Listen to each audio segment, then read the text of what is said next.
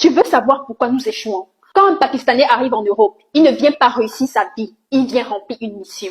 Une mission économique, communautaire, religieuse, familiale. Leur stratégie est claire. La femme gère les allocations, garde les enfants, sécurise la maison. L'homme sort chaque jour pour chercher le capital, peu importe le froid, la fatigue ou la langue. Dès qu'ils atteignent un petit bénéfice, ils épargnent collectivement. Ils créent une tontine de clan, jamais ouverte à des étrangers. Et cette tontine devient leur banque de guerre. En 2 ans, ils ouvrent un snack. En 4 ans, un supermarché. En 6 ans, ils rachètent des immeubles. En 10 ans, ils sont propriétaires des locaux que les Africains louent. Ils savent que la richesse, c'est la structure. Et que l'argent individuel ne pèse rien sans un système collectif.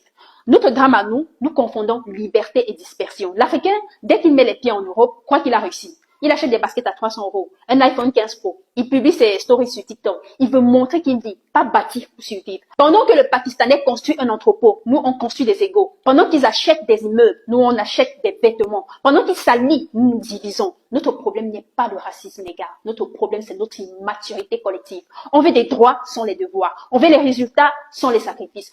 Et quand on échoue, on accuse le système. Mais la vérité, c'est que le système n'aime personne. Il récompense ceux qui s'organisent. Tu peux détester ce que je vais te dire, mais regarde autour de toi. Un arabe ne trahit pas son frère, même s'il ne s'aime pas. Ils se soutiennent dans le business. Leur logique est simple. Mieux vaut que la richesse reste dans notre communauté, même si je ne t'aime pas. Un Africain lui préfère voir son frère échouer plutôt que réussir avant lui. C'est culturel. Dès qu'un noir ouvre un commerce, d'autres noirs créent le même à côté, juste pour le tester. Mais quand un arabe ouvre une boutique, les siens viennent acheter chez lui. Ils nourrissent leur propre écosystème. Et c'est comme ça qu'en 10 ans, ils deviennent incontournables. Pendant que nous gaspillons notre énergie à nous comparer, ils construisent des dynasties économiques. Les femmes arabes, pakistanaises, turques ou syriennes comprennent le rôle stratégique du foyer. Elles ne sabotent pas le système familial par orgueil. Elles savent que leur mari est la colonne du projet collectif. Elles participent à l'économie en gérant l'argent, pas en détruisant le plan. Pendant ce temps, chez nous, la désorganisation est totale. Les femmes veulent être indépendantes. Les hommes veulent être libres. Résultat, des couples explosent, des foyers implosent, les enfants grandissent sans repère. Et dans un monde d'alliance, nous sommes les seuls à entrer dans la bataille désunie. C'est la cause cachée de notre pauvreté. Les statistiques sont froides. Le taux de divorce est plus élevé chez les diasporas africaines.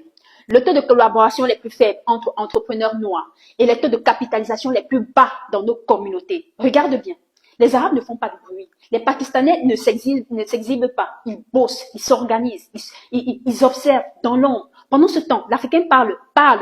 Live Facebook, débat TikTok, conseils sans expérience, apparence sans substance. Mais dans les bilans comptables, ce sont les silencieux qui gagnent. Leur secret, pas d'exposition inutile, pas de guerre d'ego, pas de perte de temps, juste du travail communautaire structuré. Notre problème à nous les Africains, c'est qu'on travaille pour prouver, pas pour prospérer. Chaque achat devient une démonstration sociale. Chaque réussite devient un concours de vanité. Mais dans les quartiers européens, le vrai pouvoir ne se montre pas. Il se cache dans les baux commerciaux, dans les actes notariés, dans les circuits de distribution. Pendant que tu cherches la visibilité, eux, ils cherchent la rentabilité. Leur puissance repose sur un mot, le clan. Ils investissent entre eux, s'embauchent entre eux, se protègent entre eux. Un Libanais propriétaire d'un immeuble ne louera pas à un inconnu avant d'avoir proposé à un membre de sa communauté. Un Pakistanais qui ouvre une boutique ne cherchera pas un employé sur Facebook. Il fera venir un cousin du village. Résultat, ils multiplient les structures. Ils deviennent leurs propres fournisseurs, leurs propres clients, leurs propres financiers. Nous, au contraire, on s'isole. On veut faire seul pour ne pas dépendre des autres. Mais dans un monde structuré par les réseaux, celui qui agit seul finit broyé. Tu veux savoir pourquoi nous échouons? Parce que nous portons en nous le poison du soupçon. Dès qu'un Africain voit un frère réussir, il pense à la sorcellerie, au vol, au favoritisme. Il ne demande jamais comment tu as fait, mais pourquoi toi et pas moi? Et ce virus détruit tout. La confiance, les synergies, les transmissions de savoir. Pendant ce temps, les autres communautés s'enseignent mutuellement les codes du succès. Chez eux, celui qui réussit devient une école. Chez nous, il devient une cible. Regarde Bruxelles, Paris, Lyon, Anvers. Partout où il y a de la marge, ils s'installent, ils coopèrent, ils s'étendent. Et le plus frappant, ils ont compris que le produit n'a pas besoin de leur culture. Ils vendent du manioc, du piment, du plantain, du poisson fumé, des produits africains à des Africains, mais sans les Africains. C'est l'humiliation silencieuse de notre génération, les gars. Leur plus grande force n'est ni la chance, ni l'intelligence. Attention, c'est la discipline. Ils savent se lever tôt, tenir des comptes, respecter un plan. Ils savent attendre, ils savent différer le plaisir pour récolter plus tard. Pendant ce temps, chez nous, on cherche la gratification immédiate.